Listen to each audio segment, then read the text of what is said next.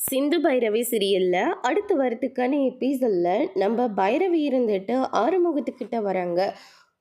என்னால் முடியல பைரவி, எனக்கு ஃபுல்லாக காய்ச்சல் அடிக்குது அப்படின்ற மாதிரி ஆறுமுகம் வந்து சொல்கிறாங்க.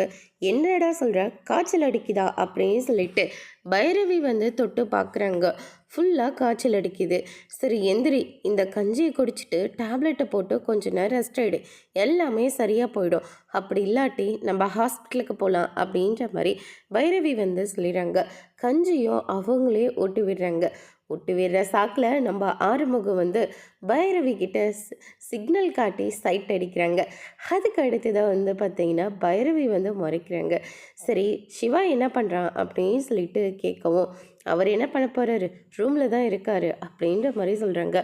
பாவம், அவன் ரொம்பவே உடஞ்சி போயிருக்கான். அந்த ஸ்னேகா வேறு தேவையில்லாமல் கோர்ட்டு கேஸுன்னு அவனை ரொம்ப டார்ச்சர் பண்ணிகிட்ருக்கா அப்படின்ற மாதிரி சொல்கிறாங்க. அப்படி ஸ்னேகாவை லவ் பண்ணாலும் எதுக்காக சிந்துவை கடத்திட்டு தாலி கட்டணும் அப்படின்ற மாதிரி சொல்லிடுறாங்க. இது எல்லாத்தையுமே சிந்துவும் சிவாவும் கேட்டோன்னு ரொம்பவே ஃபீல் பண்ணுறாங்க. அதோட இன்னைக்கான ப்ரோமோ முடிச்சிருக்காங்க.